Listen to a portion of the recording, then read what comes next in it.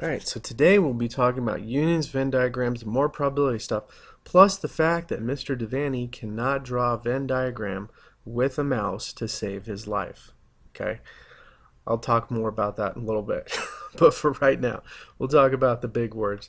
Union, which is going to be a U, intersections, which is going to be almost an upside down U, okay, and Venn diagrams. Now, Venn diagrams were created by John Venn back in the day when we were looking at the beginning studies of, well, not the beginning studies because they've been around for a long time, but the more advanced studies of probability.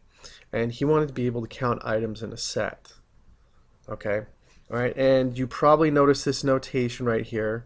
This is actually the notation for the complement. Okay, so let's say that we have event A and event B. Okay, and so what are we going to put inside of these circles? Okay, this would be the intersection. This would be both A and B. Okay, so if we're writing out that just means A and B. Okay, so that means just the intersection of where both events occur. Okay, now the stuff that goes in this part of the circle is all events that are A which are not B, which are the complement of B. Okay, and all the stuff that goes inside of this circle is all the events that are B and not A. Okay, so there's some interesting stuff in there. All right, and all the stuff that goes in here is both A intersection B.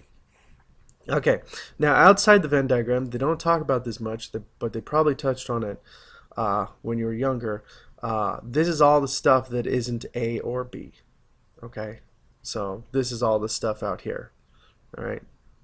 So like for example, if this was the even numbers on a dice roll and this was the multiples of 3, you would have 1 and 5 out here because they're neither A nor B.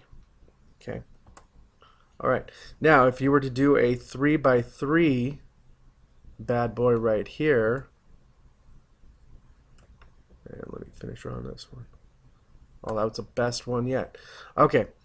So it's going to look a lot like this. All right. So we're taking a look at this. So event X, event Z, and event Y. Okay, so this is all of X but not Y or Z. This is all Z but not X or Y. And this is all Y but not X or Z. Okay, all right, this stuff in here is going to be both Y and Z but not X. This stuff in here is going to be both X and Z but not Y. This is going to be both X and Y but not Z, and then this is going to be the union, or this is going to be the intersection of the sets. Okay, these would be considered unions, but you know the notation gets confusing. I like using the complements because it's nice, easy, and very well known. Okay, all right. So everything goes in here, and everything that isn't part of X, Y, or Z will actually go out here, and here's the notation for that. Okay, all right, 3 by 3 or a three circle Venn diagram. It's a lot of fun to make, but you have to be very careful when you're lining in stuff, and you have to remember what goes in each spot as you go.